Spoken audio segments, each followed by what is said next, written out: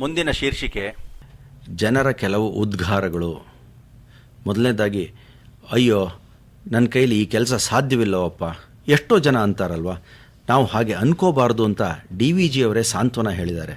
ನಿನಗಿರದ ಕಣ್ಬಾಯಿ ವಾಲ್ಮೀಕಿಗೆಂತಾಯಿತು, ಮುನಿ ಕವಿತೆಗೆಂದು ನಿನ್ನ ಎದೆಯೊಳು ಎಡೆಯಾಯಿತು. ಘನಮಹಿಮನೋಳ್ ಜ್ವಲಿಸುತ್ತ ಇತರರೋಳ್ ನಿದ್ರಿಸುತ್ತೆ, ಅನಲನು ಎಲ್ಲರೊಳಿಹನು ಮಂಕುತಿಮ್ಮ.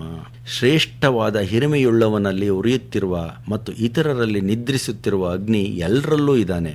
ಕೆಲವರು ಅದರಿಂದ ಉಪಯೋಗ ಪಡಿತಾರೆ, ಕೆಲವರು ಅದರ ಉಪಯೋಗ ಪಡೆಯೋದಿಲ್ಲ ಅಂತ ಎಷ್ಟು ಚೆನ್ನಾಗಿ ಹೇಳಿದಾರಲ್ವ. ನಿನಗಿರದ ಕಣ್ಬಾಯಿ ವಾಲ್ಮೀಕಿಗೆಂತಾಯಿತು, ನಿನಗಿಲ್ಲದೆ ಇದ್ದಿದ್ದು ವಾಲ್ಮೀಕಿಗೆ ಇದ್ಬಿಟ್ಟಿತ್ತ ಕಣ್ಣು ಬಾಯಿ. ಮುನಿ ಕವಿತೆಗೆಂದು ನಿನ್ನ ಎದೆಯೋಳು ಎಡೆಯಾಯಿತು. ಆ ಕವಿತೆಗೆ ನಿನ್ನ ಎದೆಯಲ್ಲಿ ಎಡೆ ಹೇಗಾಯಿತು ಅಂತ ಅಷ್ಟು ಚೆನ್ನಾಗಿದೆ ಅಲ್ವಾ ವಾಲ್ಮೀಕಿ ಬರೆದದ್ದು ರಾಮಾಯಣ. ಘನಮಹಿಮನೋಳ್ ಜ್ವಲಿಸುತ್ತ ಇತರರೋಳ್ ನಿದ್ರಿಸುತ್ತೆ ಅಂದರೆ ವಾಲ್ಮೀಕಿ ಮಹಾಮಹಿಮ ಅವನಲ್ಲಿ ಜ್ವಲಿಸುತ್ತಾ ಇದೆ, ಇತರರೋಳ್ ನಿದ್ರಿಸುತ್ತೆ. ಇಲ್ಲ ಹಾಗಂತ ತಿಳ್ಕೊಬೇಡಿ, ಅನಲನು ಎಲ್ಲರೊಳು ಇಹನು ಅಂದರೆ ನಾವು ಹುಡುಕೋಬೇಕು ಅಂತಹ ಅಗ್ನಿ ಅಥವಾ ಅಂತಹ ಶಕ್ತಿ ನಮ್ಮಲ್ಲಿ ಇದೆ ಅಂತ ಹೇಳಿ ಅಂತ. ಇದೇ ಪದ್ಯನ ಇನ್ನೊಂದು ರೀತಿಯಲ್ಲಿ ಅವಲೋಕಿಸಿದರೆ, ಕಗ್ಗ ರಚಿಸಿದ್ದು ನನ್ನಂಥವರಿಗೆ ಹೇಗೆ ಉಪಯೋಗ ಆಗಿದೆ ಅಂತಂದರೆ, ಕಗ್ಗವನ್ನು ಈ ರೀತಿ ಬರೆದು ಪ್ರಕಟಿಸಿದ್ದಕ್ಕಾಗಿ DVG ಅವರಿಗೆ ನನ್ನ ಅನಂತಾನಂತ ಧನ್ಯವಾದಗಳು. ಏಕೆಂದರೆ ನಮ್ಮಂಥವರಿಗೆ ಅಂದರೆ ಸ್ವಂತ ಕೃತಿ ರಚಿಸಲಾರದವರಿಗೆ, ಸ್ವಂತ ಕೃತಿ ರಚಿಸಲು ಆಗದವರಿಗೆ ಈ ರೀತಿ ವ್ಯಾಖ್ಯಾನ ಮಾಡೋದಕ್ಕೆ, ಪ್ರವಚನ ಕೊಡೋದಕ್ಕೆ ಅವಕಾಶ ಮಾಡಿಕೊಟ್ಟಿದ್ದಾರೆ. ಎರಡನೇ ಉದ್ಗಾರ, ಮನೆಯಲ್ಲಿ ಯಾರಾದರೂ ಏನಾದರೂ ಅಂದರೆ ಅಥವಾ ಬೈದರೆ ಏನು ಮಾಡಬೇಕು? DVG ಅವರು ಅದಕ್ಕೆ ಹೇಳಿದ್ದಾರೆ, ಇಂಗಿತ ಜ್ಞಾನವಿಲ್ಲದ ಬಂಧು ಪರಿವಾರ, ಹಂಗಿಸುವ ಛಲವುಳ್ಳ ಸತಿಪುತ್ರ ಸಕರು, ಬಂಗಾರದಸಿ ಚುಚ್ಚೆ ಸಿಂಗರದ ಬೊಟ್ಟೆನ್ನುವ ಮಂಗಬುದ್ಧಿಯ ಜನರು ಮಂಕುತಿಮ್ಮ. ಇದರ ಅರ್ಥ ಹೀಗಿದೆ, ಇನ್ನೊಬ್ಬರ ಮನಸ್ಸಿನಲ್ಲಿ ಇರೋದನ್ನು ಮುಖಭಾವದಿಂದ ತಿಳಿಯಲಾರದ ಬಂಧುಗಳು ಮಾತಿಗೂ ನಿನ್ನ ಕಾರ್ಯಗಳನ್ನು ಹೀಯಾಳಿಸುವ ಹೆಂಡತಿ ಅಥವಾ ಗಂಡನೂ ಆಗ್ಬೋದು, ಅಥವಾ ಮಕ್ಕಳು ಕೂಡ ಆಗ್ಬೋದು, ಅಥವಾ ಸ್ನೇಹಿತರು ಕೂಡ ಆಗ್ಬೋದು, ಹಂಗಿಸ್ತಾನೆ ಇರ್ತಾರೆ. ಇದಕ್ಕೆ ಒಂದು ಉಪಮೆ ಥರ ಹೇಗೆ ಕೊಡ್ತಾರೆ ಅಂತಂದರೆ, ಬಂಗಾರದ ಕತ್ತಿಯಿಂದ ಹಣೆಯ ಮೇಲೆ ಚುಚ್ಚಿ ಗಾಯ ಆಯಿತು ಅಂತಂದರೆ ಅದನ್ನು ಸಿಂಗಾರದ ಚಿಹ್ನೆ ಅಂತ ಗಣಿಸುವ ಅಥವಾ ಯೋಚಿಸುವ ಕಪಿಬುದ್ಧಿಯ ಜನರು ಇವರು ಅಂತ. ಅದಕ್ಕೆ ಹೇಳ್ತಾರೆ, ಇಂಗಿತ ಜ್ಞಾನವಿಲ್ಲದ ಬಂಧು ಪರಿವಾರ, ಹಂಗಿಸುವ ಛಲವುಳ್ಳ ಸತಿಪುತ್ರ ಸಕರು, ಬಂಗಾರದಸಿ ಚುಚ್ಚೆ ಸಿಂಗರದ ಬೊಟ್ಟೆನ್ನುವ ಅಂದರೆ ಬಂಗಾರದ ಕತ್ತಿ ಚುಚ್ಚಿದರೆ ಸಿಂಗರದ ಬೊಟ್ಟು ಅಂತ ಅನ್ಕೋತಾರಂತೆ ಮಂಗಬುದ್ಧಿಯ ಜನರು ಅಂತ. ಎಷ್ಟು ಚೆನ್ನಾಗಿ ಹೇಳಿದ್ದಾರೆ ಅಂತಂದರೆ, ಒಂಥರ ಇನ್ನೊಂದು ಸಲ ಆ ಥರ ಹಂಗಿಸಬಾರ್ದು ಜನನ್ನ ಅಂತ ಅನ್ನೋ ಹಾಗಿದೆ. ಇದಕ್ಕೆ ಒಂದು ಪೂರ್ವಕವಾಗಿ ಒಂದು ಕತೆ ಹೇಳ್ಬಿಡ್ಬೇಕು ಅಂತಂದರೆ ಆವಾಗ ಮನಮುಟ್ಟತ್ತೆ ಅಂತ ಅನಿಸುತ್ತೆ. ಆನೆ ನೀವೆಲ್ಲ ನೋಡೇ ಇರ್ತೀರ. ಆನೆ ಎಷ್ಟು ದೊಡ್ಡದಾದಂಥ ಒಂದು ಪ್ರಾಣಿ, ಆದರೆ ಆ ದೇವನ ಸೃಷ್ಟಿ ಹೇಗಿದೆ ಅಂತಂದರೆ ಅಷ್ಟು ಅಗಾಧವಾದ ದೇಹಕ್ಕೆ ಆ ಕಣ್ಣು ಅದು ಎಷ್ಟು ಪುಟ್ಟದಾಗಿದೆಯಲ್ಲ. ಇದೇನು ದೇವರ ಸೃಷ್ಟಿ ಅಂತ ಅನ್ಕೋಬೋದು, ಆದರೆ ಅದರ ಕಣ್ಣು ಎಷ್ಟು ಸೂಕ್ಷ್ಮ ಅಂತಂದರೆ ಅದರಿಂದ ನಾವು ತಿಳ್ಕೋಬೇಕಾದ್ದೇನು ಅಂದರೆ, ನಾವು ಅಷ್ಟೇ ನಮ್ಮ ಸುತ್ತಮುತ್ತ ಆಗೋದನ್ನು ಸೂಕ್ಷ್ಮವಾಗಿ ಅವಲೋಕಿಸಬೇಕು ಅಂತ ಹೇಳಿ ಅಂತ. ಇನ್ನೊಂದು ಅಂಗ ತಗೊಂಡ್ರೆ ಕಿವಿ ತಗೊಳ್ಳಿ. ಕಿವಿ ಒಂಥರ ಮೊರದಾಗಲ್ಲದ ಥರ ಇರುತ್ತೆ.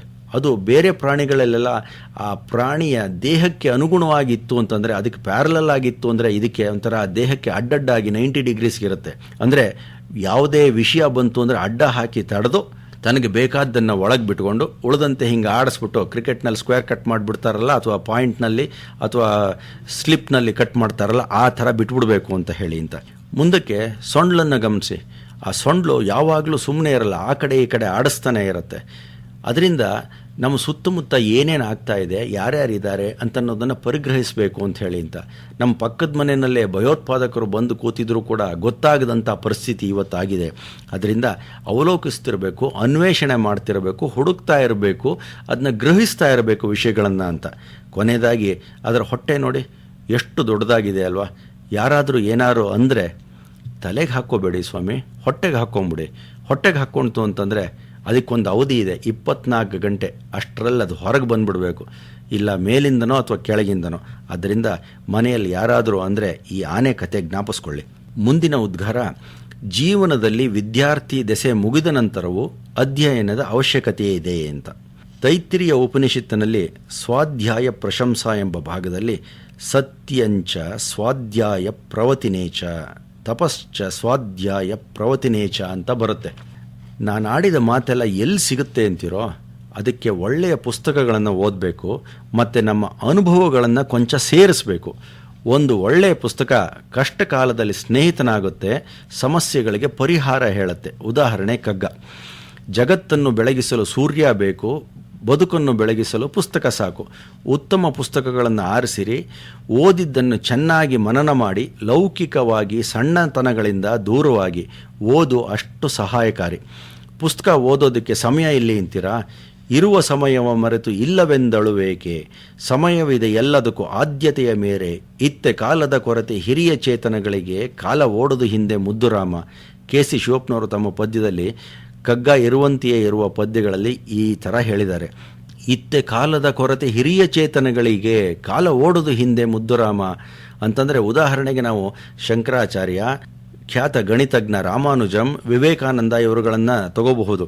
ಎಲ್ಲರೂ ಕೂಡ ಈ ಮೂವರು ಕೂಡ ಅಗಾಧವಾದ ಕೆಲಸವನ್ನು ಮಾಡಿಟ್ಬಿಟ್ಟು 32, 36, 38 ವರ್ಷಕ್ಕೆ ಹೋಗೇ ಬಿಟ್ರಲ್ಲ. ಇತ್ತೆ ಕಾಲದ ಕೊರತೆ ಹಿರಿಯ ಚೇತನಗಳಿಗೆ, ಕಾಲ ಓಡದು ಹಿಂದೆ ಮುದ್ದುರಾಮ. ಈ ಪುಸ್ತಕ ಅಂದಾಗ DVG ಅವರು ಏನು ಹೇಳ್ತಾರೆ ಅನ್ನೋದನ್ನು ಜ್ಞಾಪಕ ಮಾಡ್ಕೋಬೇಕು. ಪುಸ್ತಕದಿ ದೊರೆತರಿವು ಮಸ್ತಕದಿ ತಳೆದ ಮಣಿ, ಚಿತ್ತದಲ್ಲಿ ಬೆಳೆದರಿವು ತರುತಳೆದ ಪುಷ್ಪ, ವಸ್ತು ಸಾಕ್ಷಾತ್ಕಾರ ಅಂತರೀಕ್ಷಣೆಯಿಂದ, ಶಾಸ್ತ್ರಿತನದಿಂದಲ್ಲ ಮಂಕುತಿಮ್ಮ. ಅದರ ಅರ್ಥ ಹೀಗಿದೆ: ಪುಸ್ತಕಗಳನ್ನು ಓದಿ ದೊರೆತ ಜ್ಞಾನ ತಲೆಯ ಮೇಲೆ ಇಟ್ಟ ಮುಣಿಯಂತೆ, ಆದರೆ ಮನಸ್ಸಿನಲ್ಲಿ ಬೆಳೆದ ಅರಿವು ಅಂದರೆ ಅದನ್ನು ಓದಿದ್ದನ್ನು ನಾವು ಚಿತ್ತದಲ್ಲಿ ಸೇರಿಸ್ಕೊಂಡಾಗ ಅಥವಾ ನಮ್ಮ ಮನಸ್ಸಿನಲ್ಲಿ ಸೇರಿಸ್ಕೊಂಡಾಗ ಅದು ಗಿಡದಲ್ಲಿ ಬೆಳೆದ ಹೂವಿನಂತೆ. ಯಾರೂ ಕಿತ್ಕೊಳ್ಳೋಕೆ ಬರೋದಿಲ್ಲ ಸ್ವಾಮಿ. ಆದರೆ ವಸ್ತು ಸಾಕ್ಷಾತ್ಕಾರ ಅಂತರೀಕ್ಷಣೆಯಿಂದ, ವಸ್ತುವಿನ ಸಾಕ್ಷಾತ್ಕಾರ ಆಗೋದು ಅದನ್ನು ಅಂತರೀಕ್ಷಣೆಯಿಂದ ಅಂದರೆ ಅದರ ಒಳನೋಟದಿಂದ ಹೊರತು ಪಾಂಡಿತ್ಯದಿಂದ ಅಲ್ಲ ಅಂತ ಹೇಳ್ತಾರೆ. ಅದಕ್ಕೆ ಪೂರಕವಾಗಿ ಒಂದು ಕತೆ ಹೇಳಬೇಕು ಅಂತ ಅನಿಸುತ್ತೆ. ಅಂದರೆ ಪುಸ್ತಕದಿ ದೊರೆತರಿವು ಮಸ್ತಕದಿ ತಳೆದ ಮಣಿ, ಚಿತ್ತದಲ್ಲಿ ಬೆಳೆದರಿವು ತರುತಳೆದ ಪುಷ್ಪ. ಈ ತರುತಳೆದ ಪುಷ್ಪ ಅಂತಿರುತ್ತಲ್ಲ, ಅದಕ್ಕೆ ಪೂರಕವಾಗಿ ಒಬ್ಬ ರಾಜ ಇದ್ದಂತೆ. ತನ್ನ ರಾಜ್ಯಕ್ಕೆ ಒಬ್ಬ ದಕ್ಷನೊಬ್ಬನನ್ನು ಮಂತ್ರಿಯನ್ನಾಗಿ ಆರಿಸಬೇಕಾಗಿತ್ತಂತೆ. ಅದಕ್ಕಾಗಿ ಹುಡುಕಾಟ ಆರಂಭವಾದಾಗ ಒಂದು ಪರೀಕ್ಷೆಯನ್ನು ಏರ್ಪಡಿಸೋಣ ಅಂತ ಅಂದ್ಕೊಂಡಂತೆ. ಅದರಂತೆ ಒಂದು ಊರಿಗೆ ಬಂದ ರಾಜ. ಅಲ್ಲಿ ನೆರೆದಿದ್ದ ಅಭ್ಯರ್ಥಿಗಳಿಗೆ ಒಂದು ಸವಾಲು ಹಾಕಿದ. ಪ್ರಶ್ನೆ ಹೀಗಿತ್ತು: ಕಪ್ಪು ಬಣ್ಣ, ಬಿಳಿ ಬಣ್ಣ, ಕಂದು ಬಣ್ಣ ಅಥವಾ ಈ 3 ಬಣ್ಣಗಳ ಮಿಶ್ರಣದ ಹಸು ಬೇಡ, ವಿಶಿಷ್ಟ ಬಣ್ಣದ ಹಸು ಬೇಕು ನನಗೆ, ಯಾವಾಗ ಕೊಡ್ತೀರಾ ಅಂತ. ಯಾರಿಂದಲೂ ಉತ್ತರ ಬರಲಿಲ್ಲ. ಆಗ ಒಬ್ಬ ದನ ಕಾಯುವ ಹುಡುಗ ಮುಂದೆ ಬಂದು ಹೀಗೆ ಹೇಳ್ದ: ಅವಶ್ಯವಾಗಿ ಕೊಡೋಣವಂತೆ ರಾಜರೇ, ನನಗೆ ಬೆಳಗಿನಿಂದ ಸಂಜೆಯವರೆಗೂ ಬಹಳ ಕೆಲಸ, ಪುರುಸೊತ್ತಾಗೋದಿಲ್ಲ. ಆದರೆ ರಾತ್ರಿ ನಾವು ಮಾರುವ ಪದ್ಧತಿ ಇಲ್ಲ. ಉಳಿದ ಸಮಯದಲ್ಲಿ ಬಂದರೆ ನೀವು ಕೇಳಿದ ವಿಶಿಷ್ಟ ಹಸುವನ್ನು ಕೊಡೋಣವಂತೆ ಅಂತ ಹೇಳ್ತಾನೆ. ತಕ್ಷಣ ರಾಜ ಅವನನ್ನು ಮಂತ್ರಿಯನ್ನಾಗಿ ಮಾಡಿದಂತೆ. ಇದನ್ನೇ ಚಿತ್ತದಲ್ಲಿ ಬೆಳೆದರಿವು ತರುತಳೆದ ಪುಷ್ಪ ಅಂತ ಹೇಳೋದು.